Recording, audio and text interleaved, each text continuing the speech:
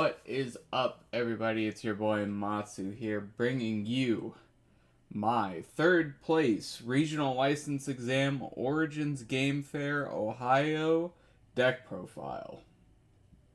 So, I recently piloted Tsuyu Asui 1 dot to a top 4 finish at the Origins regional license exam in Ohio. I met a lot of really cool people there. Had a lot of fun. I really love this deck. So without further ado, let's get into the deck profile and some explanations. So, backstory behind this deck. The night before, I was tired of playing Toga because when that deck bricks, it feels extremely bad. Although it rarely ever happens, so that just makes it feel even worse. But I digress. I built this deck because I didn't want to play Toga, and I just wanted to kill my opponent with as little counterplay as physically possible. So I said, I'm going to play 27 attack Asui with all of the ways to jam stuff into my opponent's card pool, aside from Amphibious Ambush, because we're not a life deck, so this doesn't do anything in our deck that does not use momentum at all. So I jammed 4 Tape Stream Jab on top of the 23 attacks that Tsuyu was already playing in the previous sets, and made it 70 cards, just called it good. So we're playing 4 Tape Stream Jab. This card is nuts. It says +1 speed to your attacks for the rest of the turn, basically. And it's less interactable +1 speed as well. The second enhance rarely ever came up, but when it did, it was pretty alright. Frigid Heatwave, obviously, Pot of Greed. We love this card. We play almost all ranged attacks except for Frog Kick because this card is cracked. 4 Frog Lashing. You already know what it is. 3 diff, 4 high 8. Like, Breaker 1 mid block. You love to see it. 4 Tongue Whip. This is our payoff for shoving cards into our opponent's card pool, aside from them just being able to block our stuff less. Tongue Smack is a, it goes neutral with itself, and it's a 6 high for 6. There's not really much else I could ask for from a 4 diff. Frog Kick lets us reuse any of our utility commit effects on defense, so like Ice Gliding, Irrefutable Force of Nature, Creepy Realization, Rescue Completed, Self-Assured, all that kind of stuff. It also lets us reuse most of these same things on offense. So, Ice Gliding, Self-Assured, First Villain Encounter. It also lets us ready Sticky Balls on defense, which is really good. Reusable -4 speed is strong. And it's a 1 high block, which in a meta with a lot of Tokiyami, where they're just trying to Taco Truck kill you on turn 2, with a bunch of high attacks, it's really good to have 1 high blocks that ready your defensive pieces. Eat My Sticky Balls is the worst copy of Eat My Sticky Balls in the deck. That's why we play it a 3 of instead of a 4 of. It just says if it's not blocked, they add the top card of their rival's discard pile to their card pool face up. So basically, it's just like a worse Tape Stream Jab because they have to not block it. Yeah. There's really not much else to say there. 3 Struggling with Studies. 3 Ice Gliding. These make up a bunch of our defensive package, honestly. Struggling with Studies is one of the counters to getting card pool clogged yourself, because there were quite a few decks there that were doing like Tongue Whip, Amphibious Ambush type stuff. So being able to pick up a card from your card pool is really good. This card basically says -1 speed, draw a card on a spam. Like, the response rarely ever came up, but I'm sure at some point it probably will. I personally never had it come up, I should say. Ice Gliding, +1 or -2 speed. If it's blocked, the next one gets +1 or -1 speed. It's okay on offense, really good on defense. Surviving the final. So, to put it in a little bit of perspective, this is an aggro deck, so we're trying to kill our opponent as quickly as physically possible, which means we want to build as much as we can on turn 1. So thusly, we play 12 zero diffs to that end. We play 4 copies of Gacha, 4 copies of Desperate Times, and 4 copies of Surviving the Final. The spam I really want to highlight that I don't see enough people playing under these symbols is Desperate Times. This card is absolutely cracked. The amount of times where I killed someone because they decided to draw a card on their turn and let me commit a thing with Desperate Times, or force them to commit a thing with Desperate Times, it was actually a lot. Like, a lot more than you would think it would be. Because some of the best attacks in the game right now are just cantrip attacks that just draw you cards. Like Frigid Heatwave, Unwavering Slash, the Aizawa Fortive, Binding Cloth Capture, I believe. The one that's Ditch 1, Draw 2. What else is there? Oh, Reciproextend. The best draw card. Yeah. And, like, you also have the Ito one diff that says flip to draw a card, and then discard a card if it's not the first to dance. So there are quite a few things that this just says, hey, I'm going to make you actually think about what you draw, or when you draw. 4 copies of Amphibious. I'm Asui, so I'm going to play 4 copies of this card. Just as if we've had a card leave our card pool, we get a ready it once per turn. So it's basically 2 foundations. It's really good. 2 copies of Observant Student. This is our Deadlock pressure, and it's a 1 low block, which 1 low block really, really good right now in this meta, because one of the best kill conditions in the format is tapping your opponent out and then killing them with Indiscriminate Shock 1.3 million volts. Because that card is nuts. It gets +1 damage for every committed foundation you have. So when it's like 15 damage, but it's really easy to block if you just have a 1 low, because you could just check a 4, commit your character. Or rather, you could check a 4, not have to tap your character, check a 3, tap your character to pass it. Assuming they have no other ways to give it speed. Creepy Realization. This is just standard water defense stuff. Punish your opponent for playing a long string and reward you for shoving your opponent's card pool. Not much else to say. 2 Irrefutable Force of Nature. So this is to seal a card called Fruit of Our Labors, because this is the #1 biggest counter to this deck. It also seals Struggling with Studies, which is another good way to deal with this deck, right? Because getting rid of cards out of their card pool means it's easier for them to block our stuff, and we don't want them to be able to do that. Let's see. We play 1 Self-Assured. This card is more of like a grind game card than anything, but because we're playing so many ranged attacks, we can pretty easily have 8 in our discard pile by like the end of turn 2, turn 3, to just make this into a draw 2 to draw more gas. The Enhanced Change the Zone didn't really come up that often, but it was pretty good as like another copy of Wallcling, basically. Except it obviously doesn't stop throws. But speaking of Wallcling, we also play 3 Wallcling. This is kind of standard. I don't like playing 4, because I don't think you need 4 if you're also playing Face Shield, and I'm playing 2 copies of Face Shield.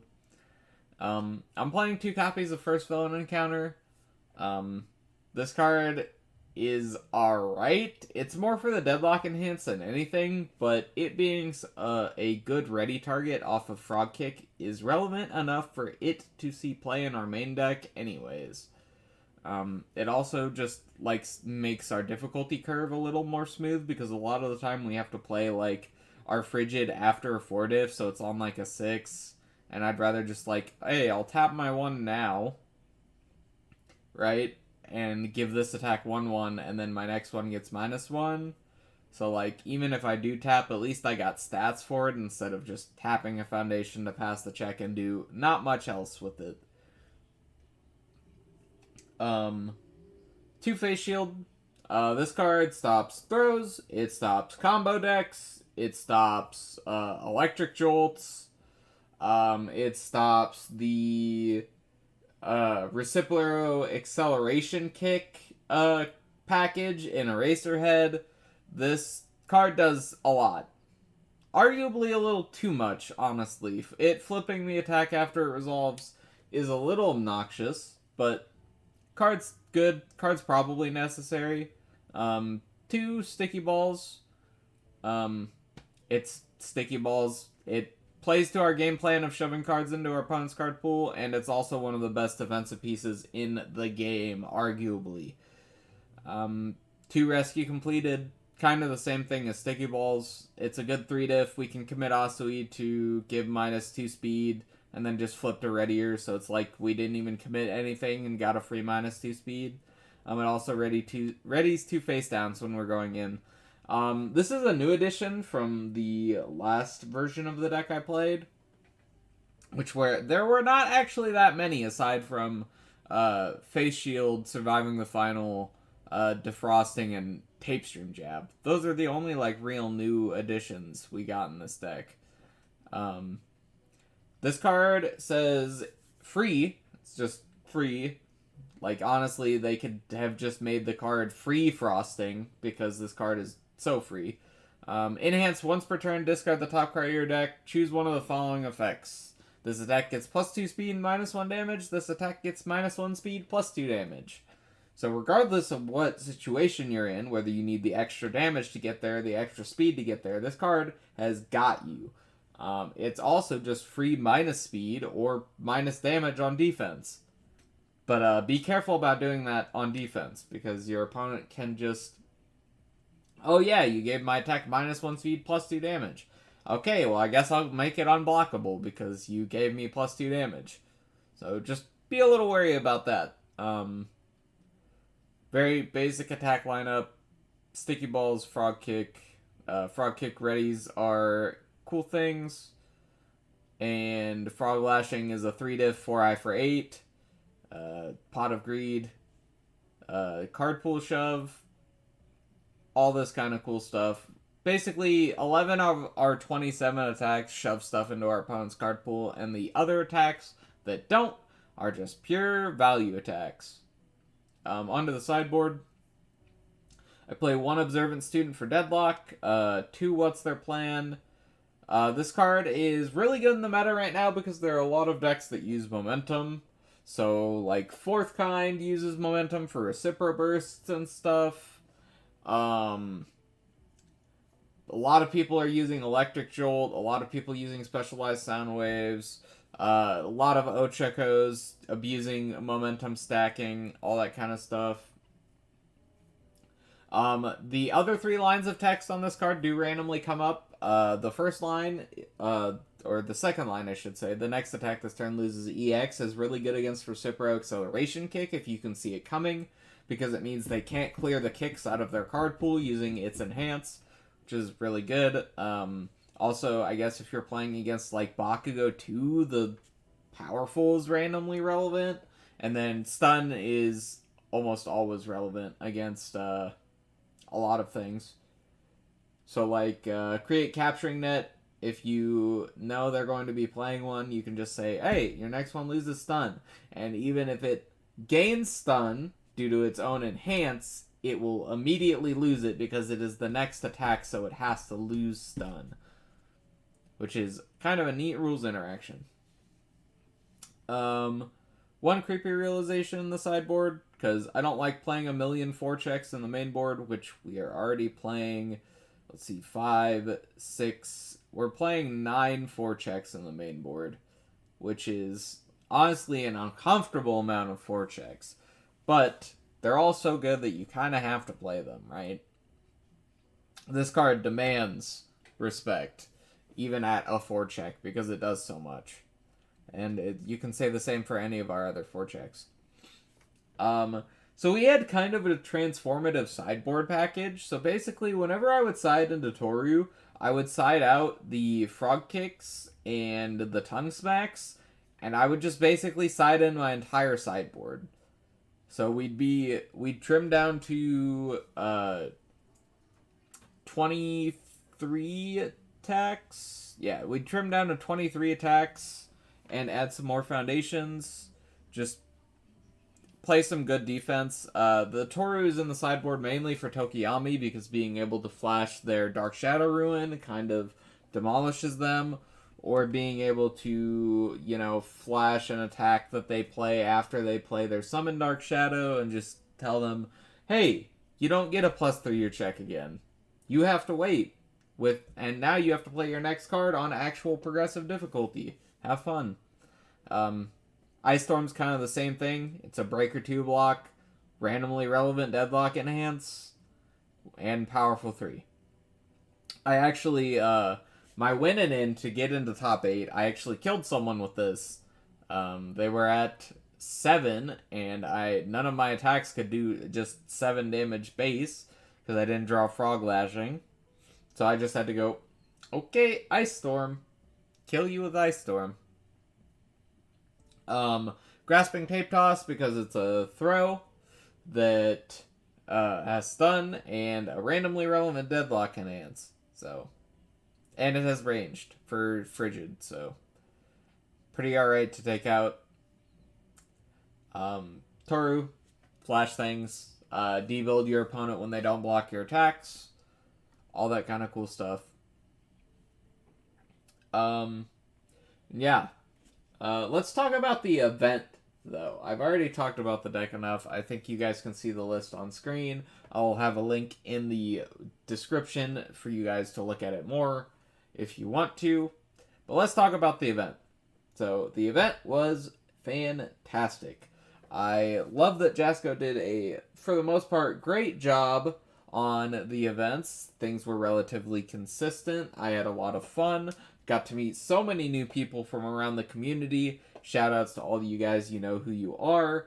Also, shoutouts to Go Beyond Gaming, who Andrew, the owner of Go Beyond Gaming, the channel, shouted me out in his top 8 breakdown. I really appreciate it. I'm glad I got to meet him. He's honestly one of my favorite players that is new that I have met from the MHA side of things, because I'm kind of a little bit of an old head. I'm not like super old head, but I've been playing this game for a while, so seeing some new blood and getting to kind of talk to people was honestly just really good. Having an in-person event, infinitely better than online events.